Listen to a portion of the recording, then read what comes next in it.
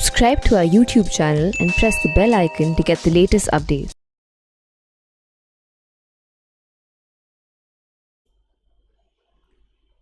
Good morning, good afternoon, good evening. कैसे हो class? उम्मीद करता हूँ कि हमने 6 लेक्चर कर लिया आज तक और उम्मीद करता हूँ कि जो जो आपने क्लास में पढ़ा है वो बहुत ही अच्छे से आपने रिवाइज किया होगा और आपको अच्छी तरह से समझ में भी आ गया होगा। पिछले लेक्चर में हमने एक नया टॉपिक शुरू किया था, बिल्कुल फ्रेश सा टेक्निकल टॉपिक। उसका नाम क्या है? इलास्टिसिटी ऑफ डिमांड, है ना। देखो ये हाईलाइट किया रहा है, क्या है? Elasticity of demand. Elasticity of demand का मतलब क्या बताया था? अंग्रेजी में बोले तो अंग्रेजी में इलास्टिसिटी ऑफ डिमांड क्या होता है? Elasticity of demand is degree of responsiveness of change in demand due to change in factor affecting it. कि डिमांड में कितना चेंज आएगा, अगर उसको जो फैक्टर अफेक्ट कर रहे हैं उसमें चेंज आया तो डिमांड में कितना चेंज आएगा, उसको क्या बोलेंगे? इलास्टिसिटी ऑफ डिमांड बोलेंगे। आप है ना बुक में इलास्टिसिटी ऑफ डिमांड के सामने लिख लो क्या? कितना, है ना, तो आपको समझने में आसानी होगी। इलास्टिसिटी क्या होता है? कितना चेंज आएगा उसके फैक्टर्स के चेंज होने की वजह से। इससे पहले हमने क्या पढ़ा था? देखो है ना, इससे पहले हमने क्या पढ़ा था? लॉ ऑफ डिमांड पढ़ा था, डिटरमिनेंट्स ऑफ डिमांड पढ़ा था ना, लॉ ऑफ डिमांड पढ़ा था, डिटरमिनेंट्स ऑफ डिमांड पढ़ा था ना। इन सब में हमने क्या पढ़ा था कि प्राइस के ऊपर नीचे जाने से डिमांड पे किस तरफ जाएगा, मतलब कौन सी तरफ जाएगा, ऊपर होगा या नीचे होगा। मतलब इन शॉर्ट क्या कि प्राइस या कोई भी अदर फैक्टर में चेंज होने की वजह से डिमांड में क्या चेंज आएगा। क्या किस में पढ़ा था? लॉ ऑफ डिमांड और डिटरमिनेंट्स क्या बताता है कि डिमांड में क्या चेंज आएगा, पर कितना चेंज आएगा वो कौन बताएगा? मैं इलास्टिसिटी ऑफ डिमांड बताएगा। तो आप लॉ ऑफ डिमांड वगैरह के सामने क्या लिख सकते हो कि क्या होगा। लॉ ऑफ डिमांड और डिटरमिनेंट्स ऑफ डिमांड क्या बताता है कि समझ लो प्राइस नीचे गया तो डिमांड क्या होगा? ऊपर होगा। प्राइस ऊपर गया तो डिमांड क्या होगा? नीचे होगा। या इनकम ऊपर गया तो नॉर्मल गुड्स का डिमांड क्या होगा? ऊपर होगा। ये क्या होगा? लॉ ऑफ डिमांड वगैरह बताता है। पर प्राइस के गिरने से कितना डिमांड बढ़ेगा वो कौन हमें बताता है? इलास्टिसिटी ऑफ डिमांड बताता है। तो आप ऐसा लिख सकते हो क्या? आप लिखोगे elasticity of demand equal to कितना होगा, है ना। अभी लिखने में कोई मिस्टेक है ना तो माफ करना है, क्योंकि मैं हिंदी का प्रोफेसर नहीं हूं। ये तो क्या आपको आसानी से क्या आप खाली इलास्टिसिटी के सामने कितना लिख दोगे ना तो आपको इलास्टिसिटी का मतलब समझ में आ जाएगा कि इलास्टिसिटी ऑफ डिमांड क्या होता है। Elasticity of a demand is degree of responsiveness of change in demand due to change in factor affecting it. कि डिमांड को जो जो फैक्टर अफेक्ट करते हैं उसमें चेंजेस होने की वजह से डिमांड में कितना चेंज होगा वो हम किस में पढ़ेंगे? इलास्टिसिटी में पढ़ेंगे। डिमांड किस तरफ जाएगा वो सब हम लॉ ऑफ डिमांड में और डिटरमिनेंट्स ऑफ डिमांड में पढ़ चुके हैं। तो इसमें क्या पढ़ेंगे? कितना चेंज होगा। इसमें हमने सबसे पहले शुरू किया था क्या? सबसे पहले हमारा टॉपिक क्या था? प्राइस इलास्टिसिटी ऑफ डिमांड, है ना। Price elasticity of demand. Price elasticity of demand मतलब क्या है कि प्राइस में चेंज होने की वजह से डिमांड में कितना चेंज होगा। देखो नॉर्मल इलास्टिसिटी ऑफ डिमांड क्या है कि कोई भी जो डिमांड को फैक्टर इफेक्ट करते हैं उसमें चेंजेस होने की वजह से अगर डिमांड में चेंज आ रहा है तो उसको क्या बोलेंगे? Elasticity of demand. Price elasticity क्या हो गया? प्राइस इलास्टिसिटी मतलब प्राइस में चेंज आने की वजह से डिमांड में कितना चेंज आएगा उसको क्या बोलेंगे? प्राइस इलास्टिसिटी ऑफ डिमांड बोलेंगे। अगर अंग्रेजी में बोलना है तो कैसे बोलेंगे? Price elasticity of demand is degree of responsiveness of change in demand. कि डिमांड कितना रिस्पॉन्ड कर रहा है, it is degree of responsiveness of change in demand due to change in its price. Price में चेंज होने की वजह से डिमांड में कितना चेंज आ रहा है वो स्टडी कर रहे हैं हम, तो उसको क्या बोलेंगे? उसको प्राइस इलास्टिसिटी ऑफ डिमांड बोलेंगे, है ना। देखो प्राइस इलास्टिसिटी डिमांड क्या होता है? ये हमें बताता है क्या कि डिमांड में कितना चेंज आ रहा है, डिमांड कितना रिस्पॉन्ड कर रहा है, किसकी वजह से कितना रिस्पॉन्ड कर रहा है? प्राइस में चेंज होने की वजह से डिमांड कितना रिस्पॉन्ड कर रहा है उसको हम क्या बोलेंगे? प्राइस इलास्टिसिटी ऑफ डिमांड बोलेंगे। उसमें हमने देखा था क्या, उसमें मैंने बोला था कि क्या आपको बहुत सारे न्यूमेरिकल्स पूछे जाते हैं एग्जाम में कि प्राइस इलास्टिसिटी कैलकुलेट करके दिखाओ। तो प्राइस इलास्टिसिटी का फॉर्मूला क्या होता है? Percentage change in quantity demand divided by percentage change in price. देखो ना अब ये फॉर्मूला ना ये बहुत ही ज्यादा इंपॉर्टेंट है। देखो फॉर्मूला क्या दिया हुआ है? प्राइस इलास्टिसिटी को हम कैसे डिनोट करते हैं? ईपी से डिनोट किया जाता है। तो क्या लिखा हुआ है?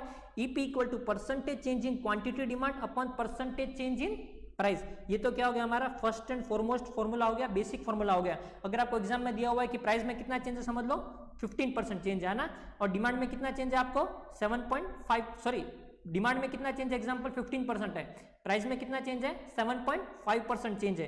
तो ईपी मतलब इलास्टिसिटी ऑफ प्राइस इलास्टिसिटी क्या हो गया आपका भैया? 2 हो गया प्राइस इलास्टिसिटी नॉर्मल। अगर आपको नॉर्मल दिया हुआ है क्या, percentage change in quantity demand दिया हुआ है, परसेंटेज चेंज इन प्राइस दिया हुआ है, तो आप बिल्कुल नॉर्मल पहला वाला फॉर्मूला लगा के यूज कर सकते हो। पर आपको एग्जाम में बिल्कुल ऐसा आसानी वाला क्वेश्चन नहीं देंगे, क्यों? क्योंकि 12th क्लास तो है नहीं, ये क्या आपका फाउंडेशन है, तो क्या इसको थोड़ा एडवांस हमें स्टडी करना पड़ेगा। तो ये तो क्या था हमारा पहला फॉर्मूला। नॉर्मली बेसिक फॉर्मूला क्या है, percentage change in quantity demand upon percentage change in price. पर इसको हमने क्या कर दिया, थोड़ा बहुत तोड़ दिया, इसको क्या कर दिया, ब्रेक कर दिया। इसको ब्रेक कैसे किया, देखो percentage change in quantity demand है वो कैसे कैलकुलेट होता है, देखो percentage change in quantity demand कैसे कैलकुलेट होगा, चेंजिंग क्वांटिटी अपन ओरिजिनल क्वांटिटी 100, तो न्यूमेरेटर में वो ले लिया। अभी क्या निकालना है, डिनोमिनेटर में परसेंटेज चेंज इन प्राइस, तो परसेंटेज चेंज इन प्राइस क्या होगा, change in price upon original price into 100, है ना। तो ये न्यूमेरेटर को ब्रेकअप कर दिया, डिनोमिनेटर को ब्रेकअप कर दिया ना, तो ऐसा कर दिया तो क्या ये हमारा दूसरा फॉर्मूला बन गया। ये कोई अलग अलग फॉर्मूला नहीं है, ये क्या है, एक ही फॉर्मूला है। पर ये जो पहला फॉर्मूला था वो बहुत ही सिंपल था, उसको क्या कर दिया हमने, ब्रेक डाउन कर दिया, तो इससे क्या बन गया हमारा दूसरा फॉर्मूला बन गया। ठीक है, चलो अभी दूसरा बन गया। अभी क्या इसको थोड़ा और ब्रेक डाउन किया ना, उसको और ब्रेक डाउन किया तो कैसे होगा, देखो इसको अगर है ना, इसको अगर इस तरफ ले जाना है तो क्या करना पड़ेगा, चेंज इन प्राइस को डिनोमिनेटर में ले जाना पड़ेगा, ओरिजिनल प्राइस को न्यूमरेटर में ले जाना पड़ेगा।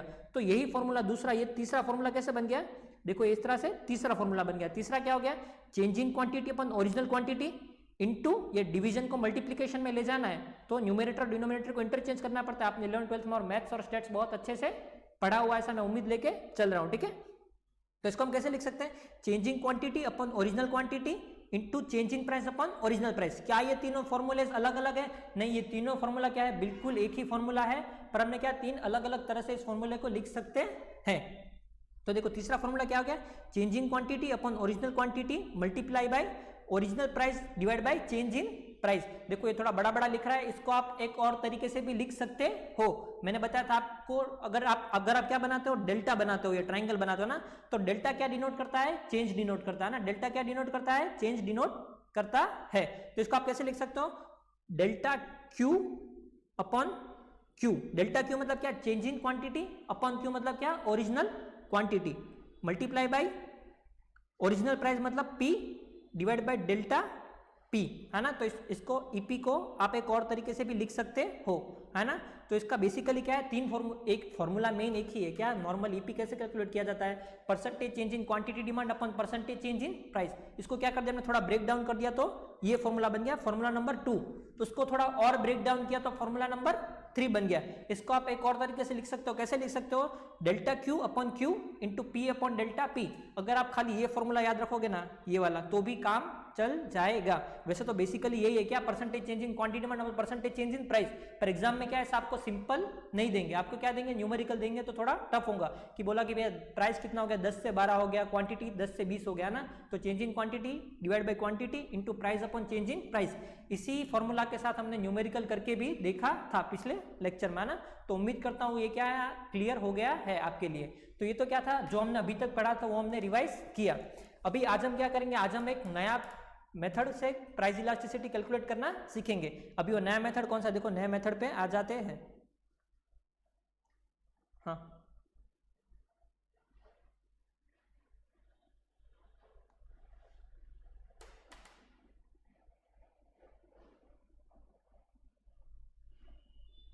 हाँ देखो नया मेथड है ना, छुप के बैठा हुआ था, देखो उसको आपके सामने आना ही नहीं है। नया मेथड क्या है, point elasticity.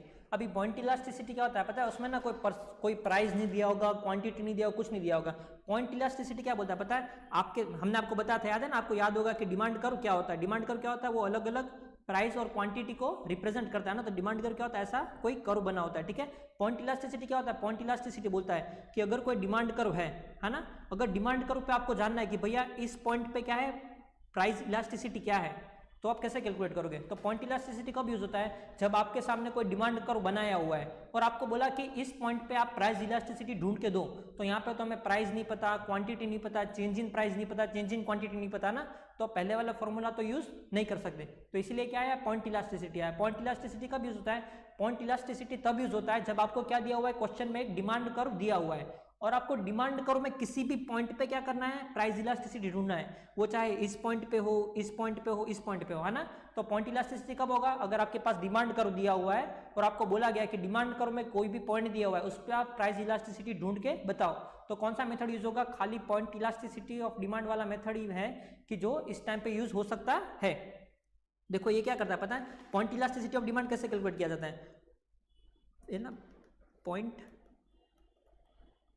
Elasticity of demand, इसका ना एक सिंपल सा फॉर्मूला ये क्या कहता है, lower segment upon upper segment. ये क्या बोलता है, पॉइंट इलास्टिसिटी का अगर कैलकुलेट करना है तो क्या करेंगे, lower segment upon upper segment, है ना। जैसे हमने प्राइस इलास्टिसिटी कैलकुलेट करना था तो कैसे करना था, percentage change in quantity demand upon percentage change in price.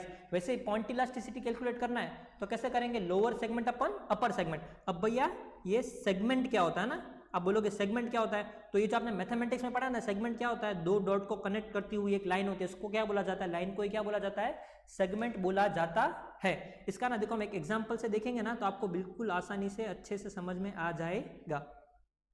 अभी ना मैं यहाँ पे एक कर्व बना लेते हैं ना, अच्छा सा कर्व बनाते हैं, इसमें स्ट्रेट नहीं आ रहा है, इसको लेके बनाते हैं कर्व एक, ये गलत हो गया,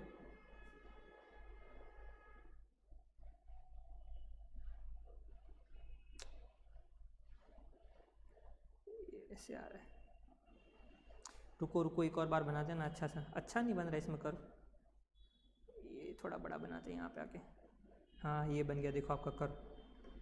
समझ लो ये क्या है आपका, एक जगह पे प्राइस दिया हुआ है, एक जगह पे क्वांटिटी दिया हुआ है, ठीक है। अब ये ना एक लाइन खींच लेते हैं,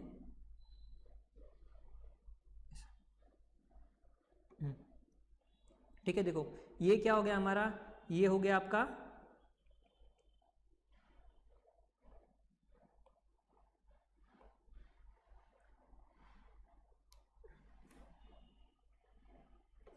ये हो गया आपका डिमांड कर्व, ये क्या हो गया आपका डिमांड कर्व। समझ लो जो पूरा डिमांड कर्व है ना वो कितने का है, पूरा 8 सेंटीमीटर का लाइन है। ये जो हमने पूरा लाइन खींचा ना वो कितने का है, 8 सेंटीमीटर का लाइन है। अब हमें इसमें क्या करना है, 5 अलग अलग पॉइंट बनाने हैं, तो हम ना 3 लाइन कर देंगे तो 5 पॉइंट बन जाएंगे, 1 2 3, है ना। अभी 5 पॉइंट हो गए। देखो समझ लो ये जो पहला पॉइंट है इसको हमने क्या दे दिया, ए, ये हो गया हमारा बी, ये हो गया हमारा सी, ये हो गया हमारा डी, और ये हमारा हो गया पॉइंट ई। इसमें देखो हमने एक क्या बनाया, सिंपल डिमांड कर्व बनाया, उसमें हमने क्या दे दिया, 5 पॉइंट दे दिए, ठीक है। और समझ लो ये लाइन कितने का है, 8 सेंटीमीटर का है ना, तो इन दोनों के बीच का गैप कितना होगा, 2 सेंटीमीटर 2 सेंटीमीटर 2 सेंटीमीटर और 2 सेंटीमीटर। समझ रहे हो ना। देखो ए से बी के बीच में डिस्टेंस कितना है, 2 सेंटीमीटर, बी से सी के बीच में 2 सेंटीमीटर, सी से डी के बीच में 2 सेंटीमीटर और डी से ई के बीच में 2 सेंटीमीटर, ठीक है। अभी आपको क्या बोला गया कि हमने क्या बोला कि पॉइंट इलास्टिसिटी क्या होता है, अगर डिमांड कर्व में किसी भी पॉइंट पे हमें प्राइस इलास्टिसिटी मेजर करना है तो हम किसका मेथड यूज कर, कौन सा मेथड यूज करेंगे, पॉइंट इलास्टिसिटी वाला मेथड यूज करेंगे। अभी आपको किसी ने बोला क्या, डी पॉइंट है, ये क्या है, दूसरा पेन ले लेते हैं, देखो दूसरे कलर का, किसी ने बोला कि आपको डी पे प्राइस इलास्टिसिटी कैलकुलेट करो, तो डी पे करना है तो कैसे करेंगे। देखो फॉर्मूला क्या होता है पॉइंट इलास्टिसिटी का, point elasticity is equal to lower segment upon upper segment, है ना। तो डी के नीचे लोअर सेगमेंट मतलब क्या हो गया, डी टू ई क्या हो गया, लोअर सेगमेंट हो गया, तो D E upon upper segment क्या हो गया, ए से लेके डी तक इसके ऊपर वाला हिस्सा है, तो ए टू डी क्या हो गया अपर सेगमेंट, तो D E upon A D, है ना। तो डी से लेके ई के बीच में डिस्टेंस कितना है, 2 सेंटीमीटर डिवाइड बाई ए से डी के बीच में कितना है, 6 सेंटीमीटर, है ना। तो क्या होगा 1/3 इक्वल टू क्या हो गया 0.33, है ना। तो मतलब क्या ईपी आपका कितना गया, प्राइस इलास्टिसिटी 0.33 हो गया, है ना। समझ में आ गया ना। देखो आपको क्या पॉइंट इलास्टिसिटी कब यूज होता है, अगर आपको एक डिमांड कर्व दिया हुआ है और आपको बोला है कि डिमांड कर्व में किसी भी पॉइंट पे क्या करना है, इलास्टिसिटी ऑफ डिमांड ढूंढना है, तो क्या करोगे, lower segment upon upper segment. Example हमने लिया क्या, हमें डी पे इलास्टिसिटी ढूंढना था, तो डी पे ढूंढना था ना, तो क्या लोअर सेगमेंट क्या हो गया, डी से लेके क्या हो गया, ये लोअर सेगमेंट हो गया, ए टू डी क्या हो गया, अपर सेगमेंट हो गया। तो क्या किया, डीई अपॉन एडी मतलब 2 सेंटीमीटर डिवाइड बाई 6 सेंटीमीटर, तो क्या हो गया 1/3 इक्वल टू 0.33 आ गया। अभी आपको किसी ने क्या बोला, अगर सी पे हमें क्या करना है, प्राइस इलास्टिसिटी ढूंढना है, तो सी को क्या अलग कलर से डिनोट कर देते हैं, पर्पल कलर से करते हैं, ठीक है। तो देखो अगर क्या करना है, सी पे करना है ना, तो क्या होगा, जाहिर सी बात है lower segment upon upper segment, तो सी के नीचे क्या है, C2 लेके C2E, तो क्या हो गया CE upon AC, CE upon AC equal to 2 centimetre upon 2 centimetre equal to क्या होगा 2/2 1 होगा। तो हमारा EP मतलब प्राइस इलास्टिसिटी कितना आ जाएगा, 1 आ जाएगा। वैसे ही आपको क्या करना है, पॉइंट बी पे कैलकुलेट करना है ना, पॉइंट बी पे कैलकुलेट करना है तो क्या होगा, ये कौन सा था, डी पे कैलकुलेट किया था हमने, सी पे किया था, अभी क्या करते हैं पॉइंट बी पे करते हैं ना, तो बी पे लेते हैं येलो कलर, अभी बी पे कैलकुलेट करना है ना, तो बी पे होगा तो क्या होगा, जाहिर सी बात है lower segment upon upper segment, इसमें लोअर सेगमेंट क्या है, B to E lower segment है ना, तो B E divide by A B मतलब क्या हो गया 6 सेंटीमीटर बाई 2 सेंटीमीटर, तो ई पी क्या हो जाएगा आपका 3 आ जाएगा। तो समझ में आ गया ना, देखो बहुत ही सिंपल है, बहुत ही सिंपल है ना, ये आपको शायद दिख नहीं रहा होगा मेरे हिसाब से, पर देखो क्या है बहुत ही सिंपल है ना। नॉर्मली क्या पॉइंट इलास्टिसिटी को याद रखना तो कैसे रखेंगे, पॉइंट इलास्टिसिटी सबसे पहले यूज कब होता है ना, जब आपको एक डिमांड कर्व दिया हुआ है और आपको बोला है क्या कि इस डिमांड कर्व पे इस पॉइंट पे आपको इलास्टिसिटी ऑफ डिमांड ढूंढना है, तो आप क्या कर दोगे, सिंपल सा एक फॉर्मूला लगा दोगे, क्या lower segment upon upper segment है ना, lower segment upon upper segment है ना, इसका हमने क्या एग्जांपल देखा, जैसे सबसे पहले क्या हमें डी पे ढूंढना था, तो डी के नीचे लोअर सेगमेंट क्या आ गया, डी आ गया, डी कितना था 2 सेंटीमीटर का था तो वो ले लिया, अब अपर सेगमेंट क्या आ गया, ए से लेके डी इसके ऊपर का पॉइंट है, तो क्या होगा अपर सेगमेंट कितना था, ये 6 सेंटीमीटर का था, तो 1/3 इक्वल टू 0.33 क्या आ गया, ईपी आ गया है। तो मैं उम्मीद करता हूं कि आपको समझ में आ गया होगा कि क्या पॉइंट इलास्टिसिटी क्या होता है। देखो प्राइस इलास्टिसिटी क्या होता है, percentage change in quantity demand due to percentage change in price, ये तो क्या हो गया प्राइस इलास्टिसिटी हो गया, इसका फॉर्मूला था। वैसे पॉइंट इलास्टिसिटी का फॉर्मूला क्या है, lower segment upon upper segment. ये मेथड कब यूज होता है, जब आपको एक डिमांड कर्व दिया हुआ है और डिमांड कर्व में कोई एक फिक्स पॉइंट पे आपको क्या करना है, इलास्टिसिटी ऑफ डिमांड ढूंढना है। अगर कोई फिक्स पॉइंट पे इलास्टिसिटी ऑफ डिमांड ढूंढना है तो आप किसका यूज करोगे, पॉइंट इलास्टिसिटी का यूज करोगे, है ना। मैं यहाँ पे लिख देता हूं, आप है ना अपने बुक में भी लिख सकते हो ना, अगर लिखना है तो सिंपल भाषा में, point elasticity method is used to calculate elasticity of demand at particular point on demand curve. ये ना आप अपने बुक में लिख देना, ठीक है। पॉइंट इलास्टिसिटी कब यूज होता है, अगर आपके सामने एक डिमांड कर्व दिया हुआ है और डिमांड कर्व में कोई भी पॉइंट पे आपको क्या करना है, इलास्टिसिटी ऑफ डिमांड ढूंढना है, तो तब कौन सा यूज होगा, पॉइंट इलास्टिसिटी यूज होगा। देखो ना इसमें जैसे हमने एबीसीडी पॉइंट लिया था ना, वैसे इन्होंने अलग अलग पॉइंट दिया हुआ है ना। इसमें क्या बोला, सबसे पहले किस पे कैलकुलेट किया, टी वाले पे कैलकुलेट किया ना, तो टी पे क्या होगा, जाहिर सी बात है लोअर सेगमेंट में कुछ नहीं है उसके नीचे, तो क्या 0 अपॉन समझ लो 8, तो कितना आ गया 0।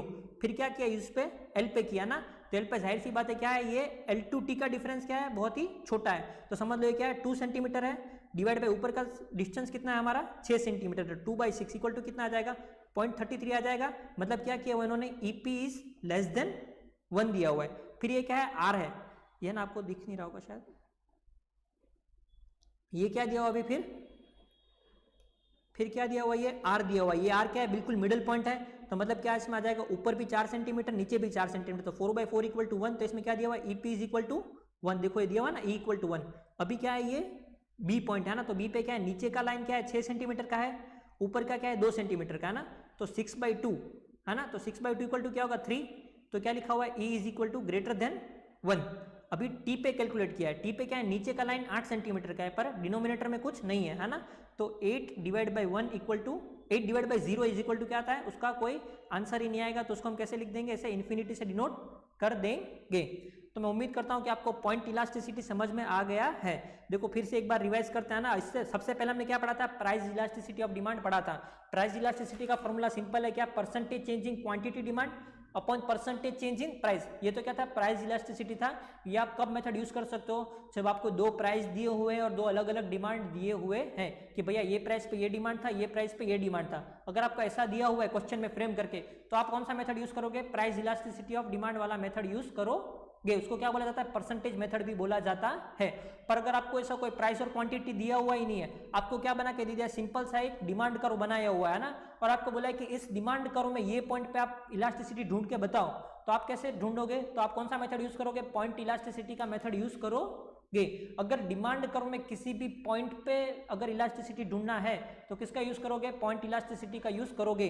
पॉइंट इलास्टिसिटी ऑफ डिमांड का फॉर्मूला का क्या है, बिल्कुल सिंपल ही फॉर्मूला है। फॉर्मूला क्या आता है आपका, lower segment upon upper segment है ना, मतलब नीचे की लाइन डिवाइड बाय ऊपर की लाइन करोगे तो क्या आ जाएगा आपको, पॉइंट इलास्टिसिटी से इलास्टिसिटी कैलकुलेट हो जाएगा। अभी ये तो क्या था पता अभी ना, देखो इसमें ना एक कैच है, देखो हमने क्या बनाया, ये डिमांड कर्व बनाया ना, ये था हमारा डिमांड कर्व।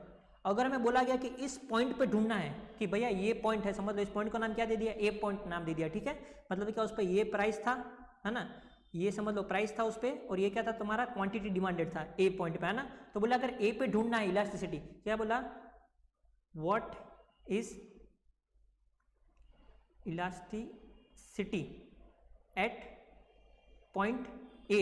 अगर आपको ए पे ढूंढना है तो आप क्या करोगे भैया, नीचे का डिस्टेंस कैलकुलेट करोगे और ऊपर का कैलकुलेट करोगे, है ना। फॉर्मूला क्या लगा दोगे, तो कौन सा मेथड यूज करोगे, पॉइंट इलास्टिसिटी का मेथड यूज करोगे, क्या पॉइंट इलास्टिसिटी वाला मेथड यूज करोगे, और फॉर्मूला क्या हो जाएगा आपका, lower segment divide by upper segment. ये तो क्या था, आपको एक पॉइंट पे निकालने का बोला, तो अभी क्या, अभी दूसरा भी आ सकता है, क्या बोला, ऐसा क्या बना, एक डिमांड कर्व बोला हुआ है ना, उस पर क्या बोला, ऐसा है कि ये P1 P2 ये क्या था Q1 ये Q2, है ना। अभी क्या, अगर ये एक पॉइंट पे बोला है, ये हो गया समझ लो पॉइंट ए, ये हो गया पॉइंट बी। अगर बोला है पॉइंट ए पे डिमांड कैलकुलेट करो इलास्टिसिटी, या पॉइंट बी पे इलास्टिसिटी ऑफ डिमांड कैलकुलेट करो, तो आप कौन सा यूज करोगे, पॉइंट इलास्टिसिटी वाला मेथड यूज कर सकते हो। अभी आपको क्या बोला पता है कि कोई पॉइंट पे नहीं करना है, क्या बोला, ए और बी के दोनों के बीच में इलास्टिसिटी ऑफ डिमांड क्या है ना। अभी बीच में कैसे कैलकुलेट करेंगे, यहाँ पे करना है, यहाँ पे करना है, यहाँ पे करना है, कहाँ पे करना है हमें पता नहीं है। अगर किसी भी पॉइंट पे करना है तो हम जाहिर सी बात है क्या कर देंगे, ए के नीचे जो पूरा है वो डिवाइड बाय ए के ऊपर जो है वो कर देंगे ना, तो क्या होगा, lower segment upon upper segment. अगर डिमांड कर्व में किसी भी पॉइंट पे इलास्टिसिटी ढूंढना है तो कौन सा मेथड यूज करोगे, पॉइंट इलास्टिसिटी वाला यूज करोगे। पर अगर डिमांड कर्व में कोई भी दो पॉइंट है, उन दोनों पॉइंट के बीच में इलास्टिसिटी ऑफ डिमांड क्या है, जैसे क्या ये दो पॉइंट हो गया, ठीक है, अभी इन दोनों पॉइंट के बीच में जो डिस्टेंस है, ये वाला डिस्टेंस, है ना, अभी ये येलो डिस्टेंस दिख रहा है, ये येलो डिस्टेंस के बीच में इलास्टिसिटी क्या है, तो उसके लिए आप कौन सा मेथड यूज करोगे, एक नया मेथड है, क्या इसका बोला गया है, आर्क इलास्टिसिटी। क्या बोला गया, आर्क इलास्टिसिटी। पॉइंट तो क्या हो गया, ये पॉइंट हो गया ना, अभी ये जो दो पॉइंट के बीच में जो है ना डिस्टेंस है, उसको क्या बोला जाएगा, आर्क इलास्टिसिटी ऑफ डिमांड, है ना। तो अगर दो पॉइंट के बीच में कैलकुलेट करना है कि भाई इलास्टिसिटी क्या है, तो आप कौन सा मेथड यूज करोगे, आर्क इलास्टिसिटी ऑफ डिमांड वाला मेथड यूज करोगे। देखो उसका क्या एक सिंपल सा फॉर्मूला है, आपको क्या करना पड़ेगा इसमें, तो वो फॉर्मूला याद रखना पड़ेगा, इसके अलावा कोई छुटकारा नहीं है। देखो उसका फॉर्मूला क्या है, Q1 minus Q2 divide by Q1 plus Q2 into P1 plus P2 divide by P1 minus P2। देखो अब Q1 Q2 क्या होता है, P1 P2 क्या होता है पता है, समझ लो ना, पहले क्या था, एक्टिवा है, समझ लो एक्टिवा, उसका ले लिया क्या हमने प्राइस, और क्या ले लिया क्वांटिटी, है ना। समझ लो उसका प्राइस कितना था, 60,000 था प्राइस, है ना, तो क्वांटिटी डिमांडेड क्या था, 10 था। अभी प्राइस कितना हो गया, 70,000 हो गया, तो डिमांड कितना हो गया, 15 हो गया। तो Q P1 मतलब क्या, पहले प्राइस क्या था, तो बोला 60,000, है ना। P2 मतलब बाद में प्राइस क्या हो गया, क्या बोला 60 से कितना हो गया 70,000, तो P2 क्या हो गया 70,000।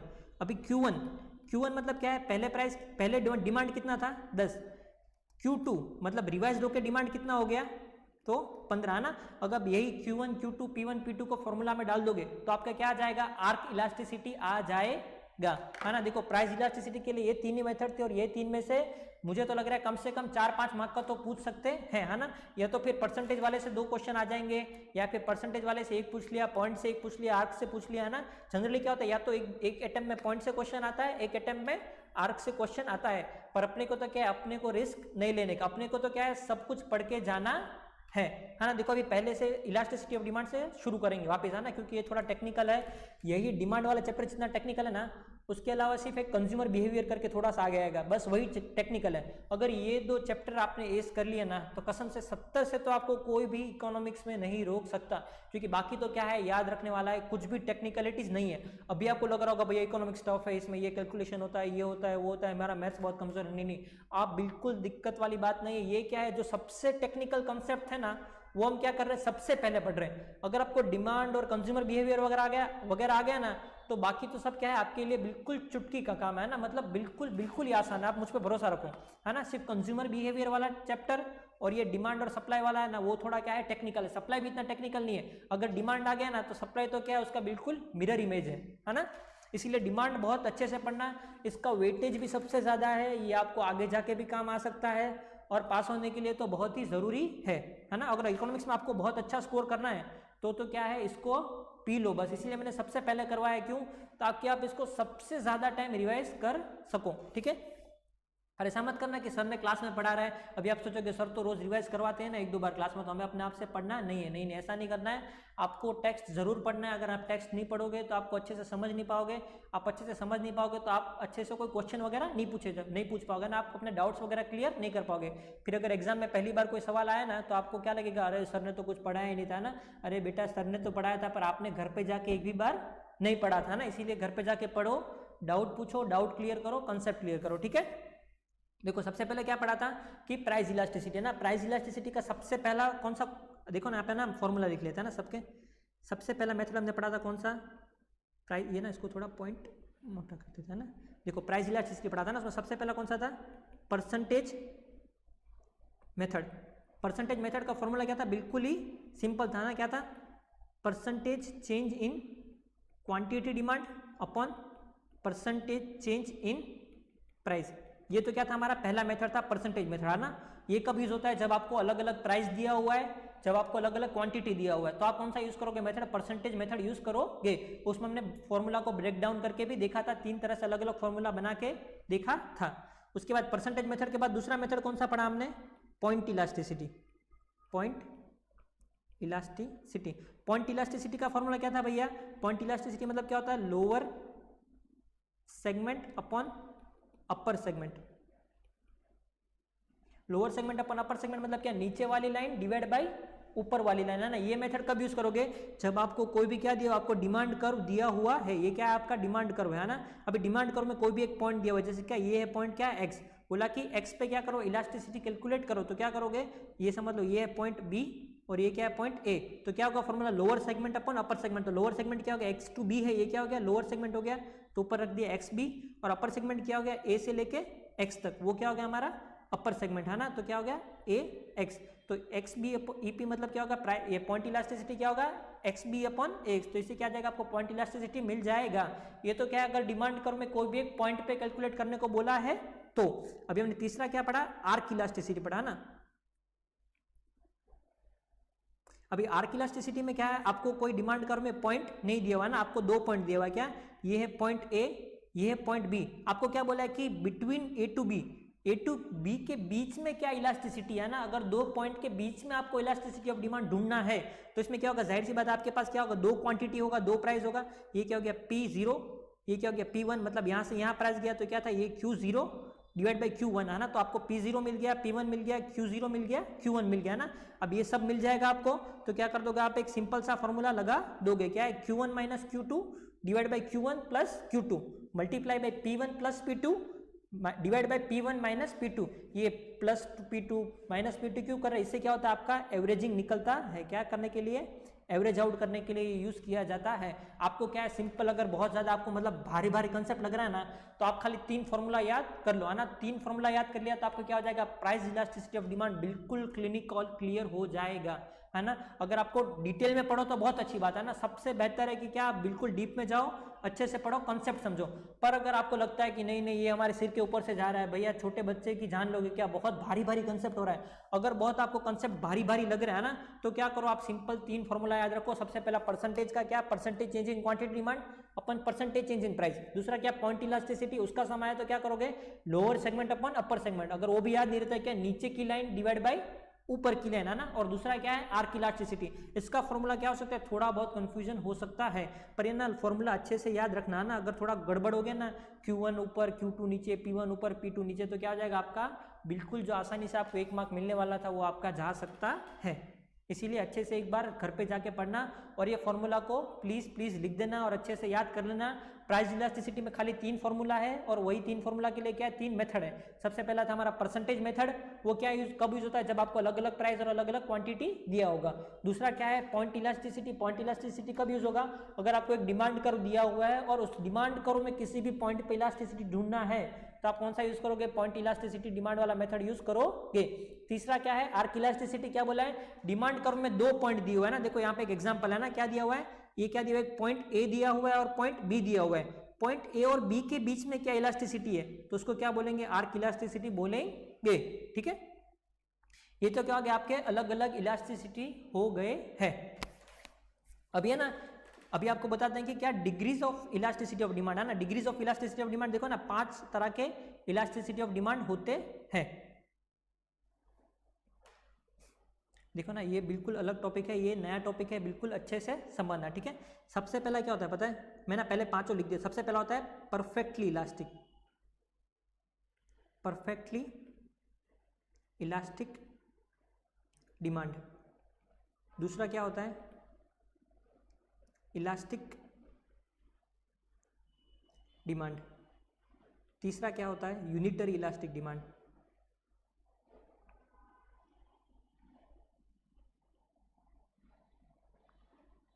चौथा है इन इलास्टिक डिमांड।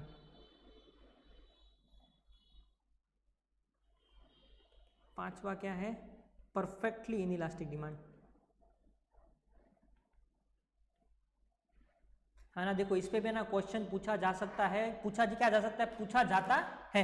देखो आप अगर नाम समझोगे ना, खाली आपको नाम समझ में आ गया ना कि मतलब क्या मतलब होता है, तो आप क्या पूरा नाम के पीछे कंसेप्ट समझ जाओगे।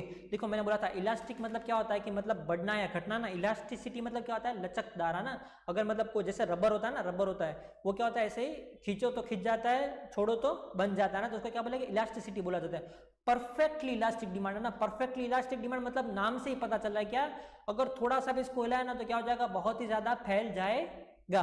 मैंने आपको एग्जांपल दिया था, क्या आपने आपको फ्रेंड को क्या बोला, एक समझ लो आपने, आप समझो कि आपने क्या करे, आपके फ्रेंड को क्या मारा पता है, आपने ना खाली एक स्लैप मार दिया, छोटा सा चाटा मार दिया ना। अगर आपने उसको एक चाटा मारा ना तो उसने आपको क्या कर दिया पता है, उसने ना गन निकाला और आपको क्या कर दिया, किल कर दिया, है ना।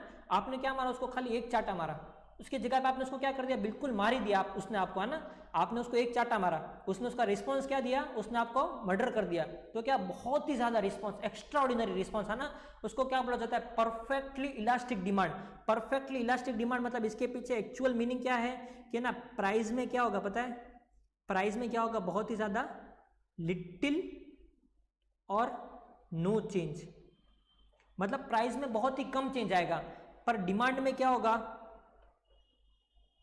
डिमांड चेंजेस इनफाइनाइट, है ना। देखो परफेक्टली इलास्टिक समझ में आ गया ना, परफेक्टली इलास्टिक। देखो आप क्या रखना है, परफेक्ट इलास्टिक मतलब क्या, मैंने मेरे दोस्त को एक चाटा मारा, उसने मुझे उठा के क्या कर दिया, गोली मार दिया ना, शूट कर दिया, तो क्या है परफेक्टली इलास्टिक। आपने थोड़ा सा मतलब वो हिलाया, उसने तो क्या कर दिया, पूरा उसने मर्डर ही मार दिया ना। मतलब क्या, प्राइस में लिटिल या नो चेंज, पर डिमांड में क्या है, बहुत ही ज्यादा चेंज, तो उसको क्या बोलेंगे, परफेक्टली इलास्टिक डिमांड।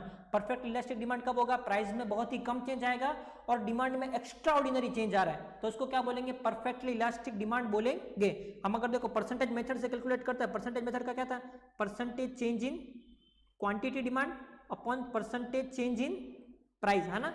तो समझ लो क्वांटिटी डिमांड में कितना चेंज आया, समझ लो 200-300% चेंज आ गया ना, पर प्राइस में क्या लिटिल या नो चेंज आया, प्राइस में क्या आया, 0 चेंज आया। तो अगर आप 200 डिवाइड बाई 0 करोगे तो क्या आ जाएगा, 200 डिवाइड बाई 0 क्या, इसका कभी आंसर ही नहीं आएगा, तो ये क्या होगा, इनफाइनाइट से डिनोट करते हैं हम इसको ना, ऐसा बना देते हैं ना, इसको क्या बोलता है, इनफाइनाइट बोलता है। तो अगर परफेक्टली इलास्टिक डिमांड है तो वहां पे EP इक्वल टू क्या होगा, इनफाइनाइट होगा, है ना। तो यहाँ पे हम लिख देते हैं क्या, सबसे पहला क्या था हमने, परफेक्टली इलास्टिक डिमांड, है ना। तो मतलब क्या समझ लो, डिमांड में कितना 200-300 का चेंज है, प्राइस में 0 चेंज है, तो EP तो क्या होगा, EP हमारा क्या आ जाएगा, इनफाइनाइट आ जाएगा, है ना, क्योंकि 200 डिवाइड बाई 0 करोगे तो इसका कोई आंसर नहीं आएगा। पहला समझ में आ गया ना, perfectly elastic demand. Perfectly elastic demand क्या है, प्राइस में लिटिल या नो चेंज, डिमांड में बहुत सारा चेंज, है ना, डिमांड बढ़े जा रहा है, बढ़े जा रहा है, रुक ही नहीं रहा है ना। आपने उसको खाली एक थप्पड़ मारा, उसने क्या कर दिया, उठा के आपको गोली मार दिया, तो ये क्या हो गया, परफेक्टली इलास्टिक डिमांड हो गया। परफेक्ट इलास्टिक डिमांड क्या, when there is a little and no change in price but demand changes infinitely, demand क्या है, पागल की तरह बढ़े जा रहा है ना, तो उसको क्या बोलेंगे, परफेक्टली इलास्टिक डिमांड बोलेंगे। तो परफेक्टली इलास्टिक डिमांड है, उसमें आपका EP क्या होगा, उसमें EP इक्वल टू क्या होता है, इनफाइनाइट होता है। ये तो कहता है परफेक्टली इलास्टिक डिमांड। दूसरा हमारा पॉइंट क्या है, दूसरा है क्या हमारा, इलास्टिक डिमांड। इलास्टिक डिमांड क्या मतलब, लचकदार है ना। लचकदार मतलब क्या है, देखो लचकदार मतलब क्या है, इसका ना एक एग्जांपल लेंगे। आपने क्या मारा, आपने अपने फ्रेंड को क्या मारा, एक स्लैप मारा, उसने क्या किया, आपको 2 स्लैप मार दिया ना। मतलब क्या है, आपने उसको मारा, उसने रिएक्शन तो दिया पर आपसे ज्यादा दिया, बहुत ज्यादा नहीं दिया, क्या दिया, आपसे ज्यादा रिएक्शन दिया ना। तो मतलब क्या है, प्राइस में लिटिल चेंज डिमांड में मोर चेंज है ना, प्राइस में भी चेंज आएगा, डिमांड में भी चेंज आएगा। प्राइस में थोड़ा सा चेंज आएगा, डिमांड में ज्यादा चेंज आएगा। इसका क्या लेते हैं हम एग्जांपल ले लेते हैं। देखो इसका एग्जांपल कैसे लेते हैं समझ लो ना। एक कोई चीज कितनी थी, ₹10 की थी है ना, समझ लो कोई चॉकलेट थी वो कितने रुपए की थी, ₹10 की थी है ना। अभी उसका प्राइस कितना हो गया, ₹10 से बढ़ के कितना हो गया, ₹10 की थी तो उस पर डिमांड कितना था, समझ लो 1000 यूनिट का डिमांड था। अभी उसका प्राइस कितना हो गया, ₹10 से बढ़ के कितना हो गया, 12% हो गया, ₹12 हो गया।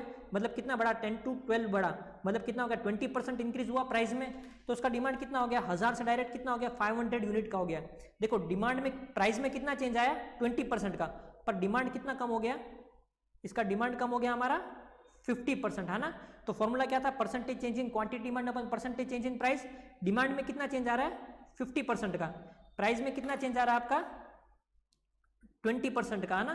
तो आप 50/20 करोगे तो आपका आंसर क्या आएगा, इक्वल टू 50/20 करोगे तो आपका आंसर क्या आएगा 2.5। तो इसको क्या बोला जाता है, इसमें क्या होगा, देखो इलास्टिक डिमांड है ना, दूसरा हमने क्या पढ़ा, elastic demand. Elastic demand, elastic demand मतलब क्या, आपने आपके फ्रेंड को 1 थप्पड़ मारा, उसने आपको क्या मार दिया, 2 थप्पड़ मार दिया ना। तो इसका क्या है समझ लो, परसेंटेज चेंजिंग क्वांटिटी डिमांड हमारा कितना था, 50% था। कितना, 1000 यूनिट से कितना हो गया यूनिट, डायरेक्ट 500 यूनिट हो गया, मतलब कितना 50% कम हो गया डायरेक्ट आपका सेल। और प्राइस में कितना चेंज था, प्राइस खाली ₹10 से ₹12, मतलब प्राइस में कितना चेंज आया था, खाली 20% चेंज आया था ना। तो प्राइस में 20% चेंज आया था, मतलब इसका आंसर क्या गया, 2.5 आंसर आया था। तो इसको हम कैसे डिनोट करते हैं, EP is equal to greater than 1। Greater than 1 क्यों, क्योंकि देखो फॉर्मूला क्या, percentage change in quantity demand upon percentage change in price. तो मतलब क्या, हमेशा क्या होगा, percentage change in quantity demand क्या आएगा, हमेशा न्यूमरेटर में आएगा, और परसेंटेज चेंज इन प्राइस हमेशा क्या आएगा, डिनोमिनेटर में आएगा। तो इलास्टिक डिमांड किसको बोलेंगे, कि जिसमें डिमांड में ज्यादा चेंज है और प्राइस में क्या है, कम चेंज है ना। तो मतलब क्या, डिमांड में क्या आएगा, ज्यादा चेंज आएगा, मतलब डिमांड मोर चेंज होगा, प्राइस में क्या होगा, लेस चेंज होगा। जब जाहिर सी बात है न्यूमरेटर डिनोमिनेटर से बड़ा होगा तो क्या आएगा, ग्रेटर देन 1 ही आएगा ना। जब भी न्यूमरेटर क्या, न्यूमरेटर में 5 है, डिनोमिनेटर में 2 है, तो क्या आएगा, 2.5 आएगा।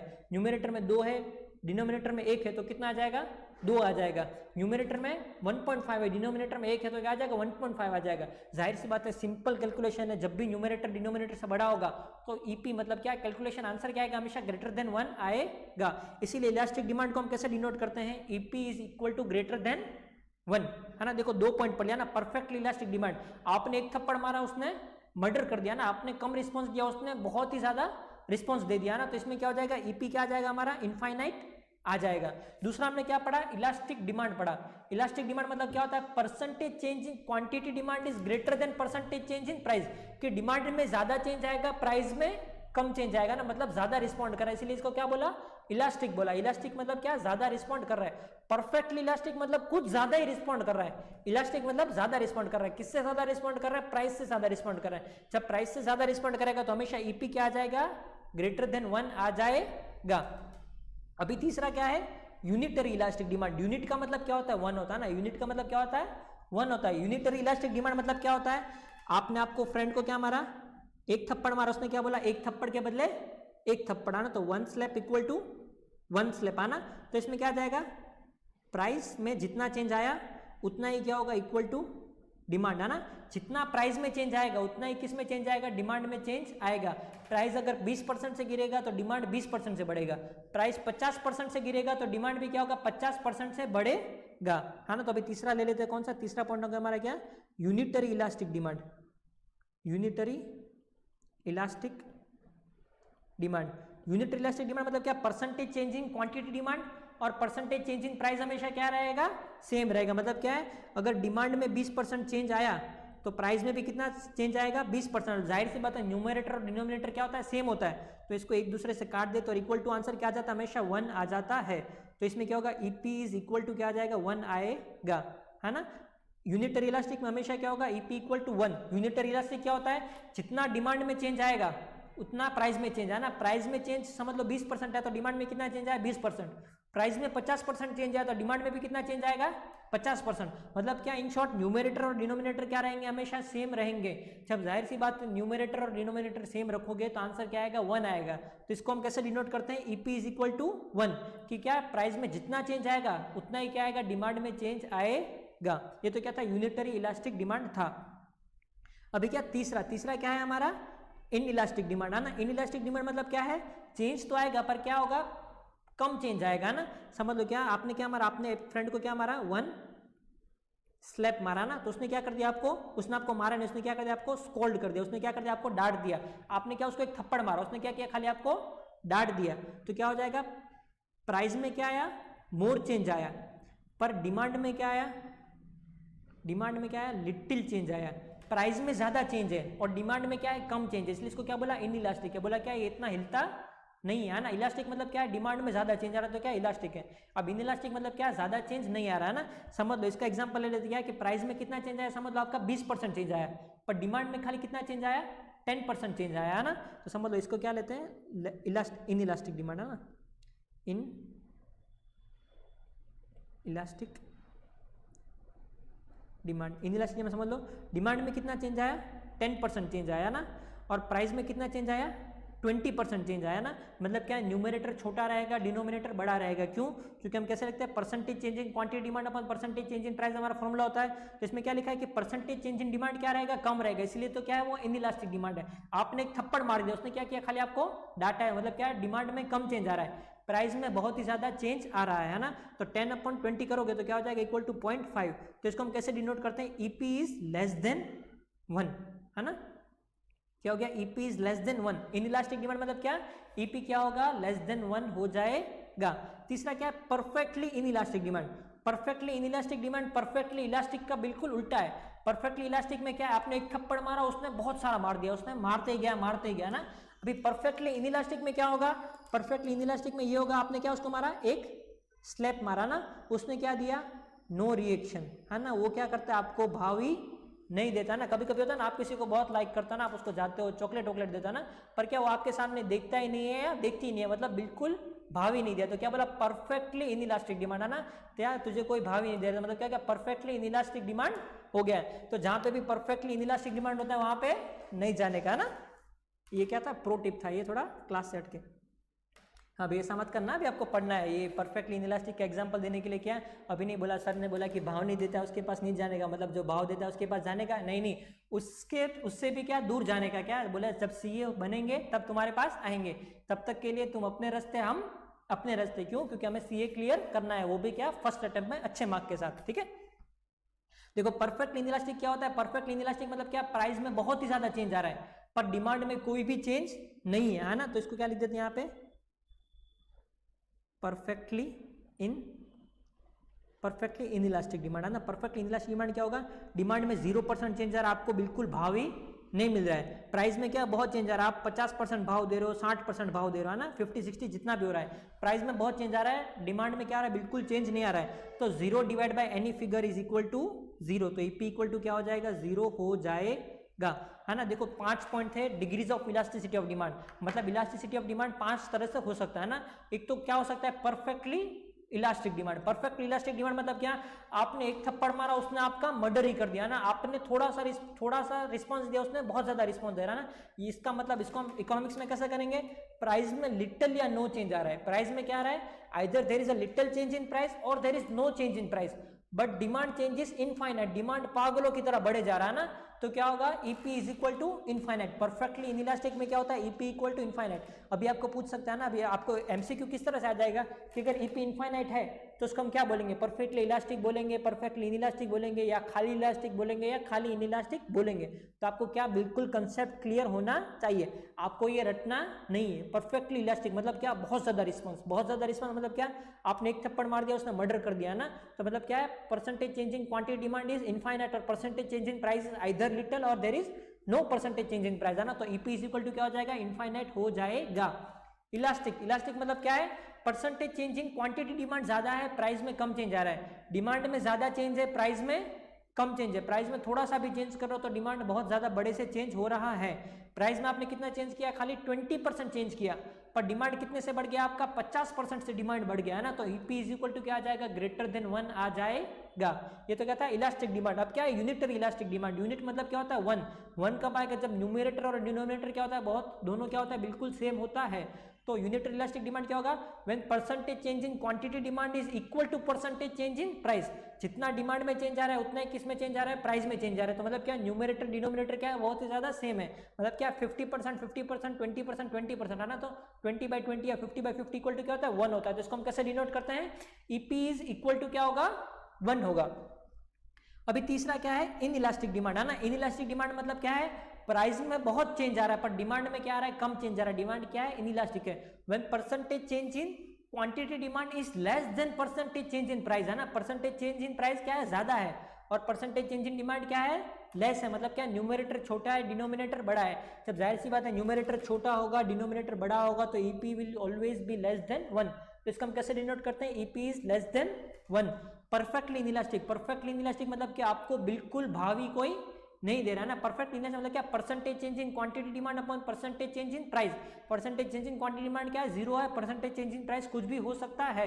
तो 0 upon something is always equal to 0 है ना। अभी एक पार्टी को इंटरेस्ट ही नहीं है तो क्या कुछ आगे नहीं बढ़ सकता, तो 0 अपॉन समथिंग इज ऑलवेज 0। तो उसको क्या बोलेंगे, परफेक्टली इनइलास्टिक डिमांड बोलेंगे। आपको उम्मीद करता हूं कि 5 डिग्रीज ऑफ इलास्टिसिटी समझ में आ गया है। अब इसको हम क्या करेंगे, ग्राफ में देखेंगे कि ग्राफ में इसको कैसे रिप्रेजेंट किया जाता है। देखो ना, सबसे पहला क्या है, इन इलास्टिक डिमांड का ग्राफ है ना। इन इलास्टिक क्या होगा, देखो है ना, डार्क पेन ले लेते थोड़ा।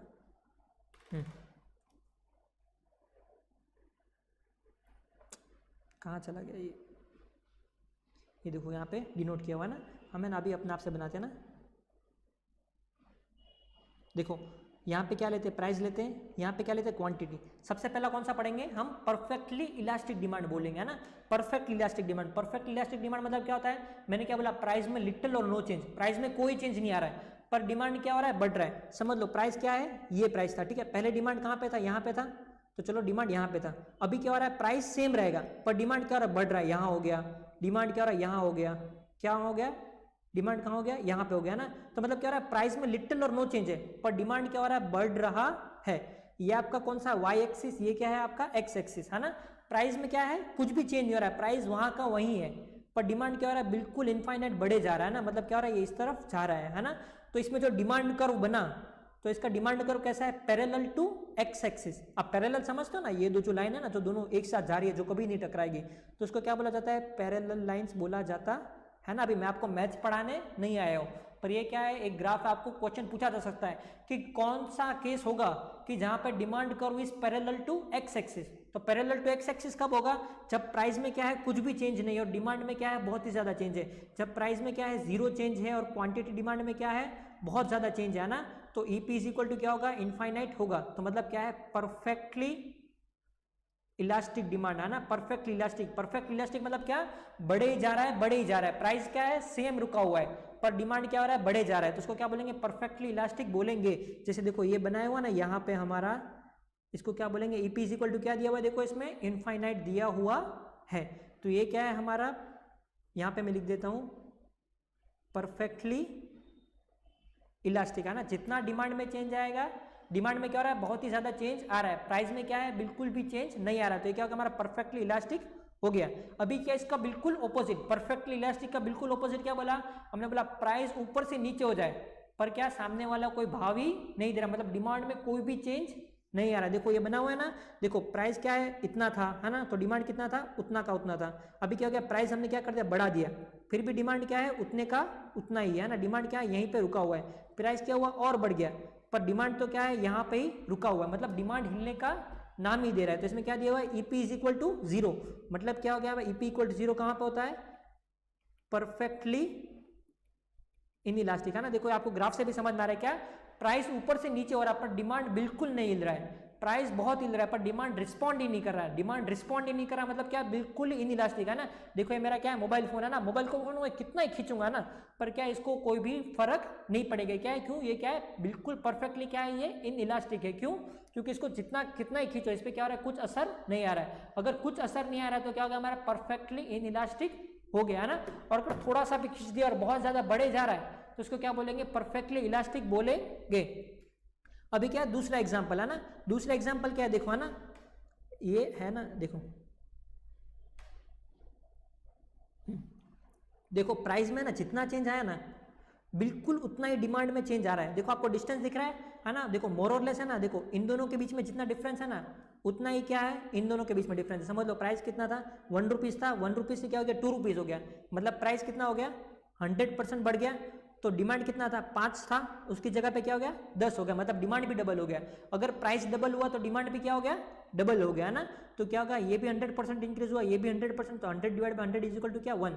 तो ईपी क्या आ जाएगा 1। When there is equal change in demand and equal change in price तो उसको क्या बोलेंगे यूनिटरी इलास्टिक डिमांड बोलेंगे। तो इसके बाजू में हम क्या लिख देते हैं यूनिटरी इलास्टिक, है ना, यूनिटरी इलास्टिक। देखो 3 ग्राफ के साथ समझ में आ गया ना। देखो पहले ग्राफ में क्या दिखा रहा है प्राइस सेम है ना, इसमें क्या हो रहा है प्राइस सेम है पर डिमांड क्या हो रहा है बढ़े जा रहा है बढ़े जा रहा है बढ़े जा रहा है। तो ये क्या हो गया ईपी इज इक्वल टू क्या हो गया हमारा इनफाइनाइट हो गया। अभी दूसरा क्या है परफेक्टली इनइलास्टिक। परफेक्टली इनइलास्टिक मतलब क्या प्राइस बहुत ही ज्यादा चेंज हो रहा है पर डिमांड क्या है वहीं पे रुका हुआ है, तो इसमें ईपी क्या हो गया 0। इसमें क्या होता है पैरेलल टू वाई एक्सिस, है ना, और उसमें क्या था पैरेलल टू एक्स एक्सिस। अभी ये क्या था unitary elastic demand. Unitary elastic मतलब क्या है जितना प्राइस में चेंज आएगा उतना ही क्या आएगा डिमांड में चेंज आएगा, तो उसको क्या बोलेंगे यूनिटरी इलास्टिक डिमांड बोलेंगे।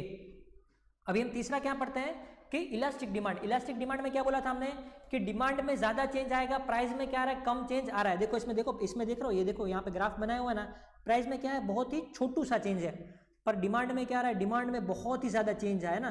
देखो आपको ये ग्राफ से दिख रहा है ना, देखो प्राइस में क्या है बहुत ही कम चेंज आ रहा है पर डिमांड में क्या है बहुत ही ज्यादा चेंज है। जब प्राइस में कम चेंज और डिमांड में ज्यादा चेंज है ना तो फॉर्मूला क्या होता है percentage change in quantity demand upon percentage change in price. मतलब डिमांड में क्या है बहुत ही ज्यादा चेंज है, मतलब समझ लो कितने का चेंज है 20 का चेंज है, पर प्राइस में क्या है बहुत ही ज्यादा कम चेंज है, मतलब समझ लो कितने का चेंज है 10 का चेंज है। तो ईपी इज इक्वल टू क्या हो गया 2 हो गया, मतलब क्या होगा ईपी इज ग्रेटर देन 1। वो कुछ भी हो सकता है पर क्या होगा 1 से ज्यादा होगा। क्यों 1 से ज्यादा होगा, क्यों, क्योंकि डिमांड में ज्यादा चेंज है प्राइस में कम चेंज है। जब जाहिर सी बात है डिमांड क्या होता है न्यूमरेटर में आता है, न्यूमरेटर डिनोमिनेटर से बड़ा होगा, न्यूमरेटर डिनोमिनेटर से बड़ा होगा तो जाहिर सी बात ईपी क्या होगा 1 से बड़ा ही होगा। अभी तीसरा क्या पढ़ेंगे हम, ये तो क्या हो गया हमारा इलास्टिक डिमांड है ना, इसको लिख देते हैं क्या इलास्टिक डिमांड। अभी क्या पढ़ेंगे इन इलास्टिक डिमांड है ना। इन इलास्टिक डिमांड मतलब क्या है डिमांड में चेंज नहीं आ रहा तो उसको कौन सा है रेड कलर से डिनोट करेंगे ना। अभी क्या पढ़ेंगे हम in elastic demand. In elastic demand में क्या देखो प्राइस में क्या है प्राइस में ज्यादा चेंज है पर डिमांड में क्या है छोटू सा चेंज है ना। प्राइस में बहुत ही ज्यादा चेंज आ रहा है पर डिमांड में क्या है बहुत ही छोटा सा चेंज है, तो इसको क्या बोलेंगे इन इलास्टिक डिमांड बोलेंगे। Percentage change in price is more than percentage change in demand. Demand में कम चेंज आ रहा है प्राइस में ज्यादा चेंज आएगा ना, डिमांड में कम चेंज आ रहा है प्राइस में ज्यादा चेंज आ रहा है। डिमांड में समझ लो कितना चेंज आया 10 आया तो प्राइस में कितना चेंज आया 20 आया, तो 10/20 इज इक्वल टू क्या होगा 0.5। तो इसमें ईपी क्या आ जाएगा EP is always less than 1, है ना। तो देखो ईपी क्या है लेस देन 1 हो गया हमारा ना। आज हमने क्या पढ़ा देखो, आज है ना हमने बहुत ही इंपॉर्टेंट टॉपिक्स पढ़े हैं। आज हमने 3 मेथड कंप्लीट किए और डिग्रीज ऑफ इलास्टिसिटी पढ़ा, और वो डिग्रीज ऑफ इलास्टिसिटी भी कैसे पढ़ा उसके डायग्राम के साथ उसके ग्राफ के साथ हमने पढ़ लिया है। देखो पॉइंट इलास्टिसिटी कब यूज होगा, जब आपको एक कोई भी डिमांड कर्व दिया हुआ है, ठीक है, और डिमांड कर्व में किसी भी पॉइंट पे अगर आपको बोला है कि भैया इस पॉइंट पे इलास्टिसिटी कैलकुलेट करके दिखाओ, तो आप क्या करोगे lower segment upon upper segment, मतलब नीचे वाली लाइन डिवाइड बाय ऊपर वाली लाइन। ये तो क्या था हमारा पॉइंट इलास्टिसिटी कैलकुलेट कैसे करते हैं वो हमने बताया, वो हमने पिछले लेक्चर में भी पढ़ा था। आज एक बार क्या कर दिया हमने रिवाइज कर दिया। आज हमने नया क्या पढ़ा, आज हमने नया पढ़ा था किसके बारे में, आर्क इलास्टिसिटी के बारे में। क्या बोला था आर्क इलास्टिसिटी क्या होता है, अगर डिमांड कर्व में क्या दिया हुआ है आपको 2 पॉइंट दिया हुआ है और 2 पॉइंट के बीच में आपको इलास्टिसिटी कैलकुलेट करना है ना। देखो जैसे यहाँ पे एक एग्जांपल दिया इंस्टीट्यूट है ना कि ये क्या दिया हुआ था हमारा, देखो ना रब कर देते इसको, पहले क्या दिया हुआ है पॉइंट हमारा क्या दिया हुआ है पॉइंट ए दिया हुआ है और पॉइंट बी दिया हुआ है। क्या बोला है पॉइंट ए और बी दोनों के बीच में इलास्टिसिटी क्या है वो कैलकुलेट करना है, तो कौन सा मेथड यूज करेंगे आर्क इलास्टिसिटी। अगर किसी पॉइंट पे करना है तो point elasticity, between 2 points elasticity calculate करना है तो कौन सा मेथड यूज करेंगे हम आर्क इलास्टिसिटी वाला मेथड यूज करेंगे। उसका हमने फॉर्मूला भी देखा था क्या Q1 minus Q2 divide by Q1 plus Q2 multiply by P1 plus P2 divide by P1 minus P2। ये फॉर्मूला आप रख दोगे वहां पे तो क्या आ जाएगा आपको आर्क इलास्टिसिटी से इलास्टिसिटी ऑफ डिमांड मिल जाएगा। ये तो क्या हो गया हमारा आर्क इलास्टिसिटी हो गया। इसके बाद हमने क्या पढ़े थे, degrees of elasticity of demand पढ़े थे। क्या बोला कि 5 तरह के इलास्टिसिटी ऑफ डिमांड होते हैं। सबसे क्या पढ़ा था हमने पहला कि perfectly elastic demand. Perfectly elastic मतलब नाम से पता चल रहा है क्या, प्राइस में लिटिल और नो चेंज, डिमांड में बहुत ही ज्यादा चेंज आ रहा है। अगर प्राइस में लिटिल चेंज है और डिमांड में बहुत ज्यादा चेंज है तो क्या हो जाएगा, EP is equal to infinite हो जाएगा। दूसरा क्या पढ़ा था हमने, इलास्टिक डिमांड। इलास्टिक डिमांड मतलब नाम से ही पता चल रहा है क्या, डिमांड में ज्यादा चेंज आ रहा है। इलास्टिक डिमांड मतलब क्या होगा, percentage change in quantity demand is greater than percentage change in price. जब जाहिर सी बात है डिमांड में ज्यादा चेंज आएगा, प्राइस में कम चेंज आएगा, तो क्या होगा, EP is equal to less than 1। अभी तीसरा क्या पढ़ा था हमने, यूनिटरी इलास्टिक डिमांड पढ़ा था। यूनिटरी इलास्टिक डिमांड मतलब क्या होता है, जितना प्राइस में चेंज आएगा उतना ही क्या आएगा, डिमांड में चेंज आएगा। मतलब न्यूमरेटर डिनोमिनेटर क्या रहेंगे, दोनों सेम रहेंगे। तो इसमें क्या आ जाएगा, ईपी इज इक्वल टू 1, है ना। तो ईपी क्या हो जाएगा, इक्वल टू 1 हो गया। तीसरा क्या पढ़ा हमने, तीसरा पढ़ा हमने इनइलास्टिक डिमांड। इनइलास्टिक डिमांड मतलब क्या, नाम से पता चल रहा है क्या, डिमांड में कम चेंज आ रहा है। डिमांड में किसके मुकाबले में कम चेंज आ रहा है, प्राइस के मुकाबले में कम चेंज आ रहा है। समझ लो डिमांड में कितना आ रहा है, 10% चेंज आ रहा है, प्राइस में कितना आ रहा है, 20% आ रहा है। देखो डिमांड में कितना है, 10 है, प्राइस में 20% चेंज आएगा, तो ईपी क्या होगा, हमेशा लेस देन 1 होगा। तीसरा हमने क्या पढ़ा, परफेक्टली इनइलास्टिक डिमांड मतलब डिमांड में कोई चेंज ही नहीं है, प्राइस में क्या ऊपर से नीचे हो जाए पर डिमांड में कोई भी चेंज नहीं है, तो क्या हो जाएगा, ईपी इक्वल टू 0 हो जाएगा। इसको हमने क्या किया, इसका ये तो क्या हमने पढ़ा था कि क्या क्या होता है, इसका ना हमने एक ग्राफ भी देख लिया है। वो ग्राफ कहाँ गया, ये रहा इसका ग्राफ, है ना, कि क्या देखो, EP equal to 0 perfectly inelastic demand, EP equal to 1 unitary elastic demand, EP is equal to infinite मतलब क्या होता है हमारा, परफेक्टली इलास्टिक डिमांड। फिर तीसरा क्या था, percentage change in demand is greater than percentage change in price, तो क्या बोला था, इलास्टिक डिमांड। अगर percentage change in price is more than percentage change in demand तो क्या हो जाएगा, हमारा इनइलास्टिक डिमांड हो जाएगा। ये तो कंपलसरी है घर पे पढ़ना, अगर नहीं पढ़ोगे तो क्या हो जाएगा, अनर्थ हो जाएगा, बिल्कुल अनर्थ हो जाएगा, ये आपको बाद में समझ में नहीं आएगा। इसलिए मैं उम्मीद करता हूँ कि आप घर पे पढ़ के आओगे, और अगर समझ में नहीं आया तो लेक्चर को वापस एक बार देखो, समझ में नहीं आया वापस एक बार देखो, समझ में नहीं आया तो मुझे डाउट पूछो, है ना। अगर डाउट नहीं पूछोगे, बात सोचोगे कि भैया बाद में जब लाइव क्लासेस वगैरह होंगे तब डाउट पूछोगे, तो तब तक क्या करोगे, आप भूल जाओगे, है ना। इसीलिए क्या करो, अच्छे से पढ़ो, एक बार रिवाइज करो, और खाली मेरे समझाने से इतना अच्छा समझ में नहीं आएगा। आपको एक बार तो क्या करना पड़ेगा, पूरा टेक्स्ट को पढ़ना पड़ेगा, तभी आपका कंसेप्ट बिल्कुल क्लियर हो पाएगा। ठीक है, उम्मीद करता हूँ आप घर पे अच्छे से पढ़ रहे हो, अच्छे से पढ़ोगे, लॉकडाउन का पूरा इस्तेमाल करो। मैं नहीं कह रहा हूँ खाली पढ़ो, पर क्या एंटरटेनमेंट भी करो, पर क्या हद में करो, थोड़ा लिमिट में करो, साथ में पढ़ाई को भी क्या करो, अपना कंटिन्यू करो।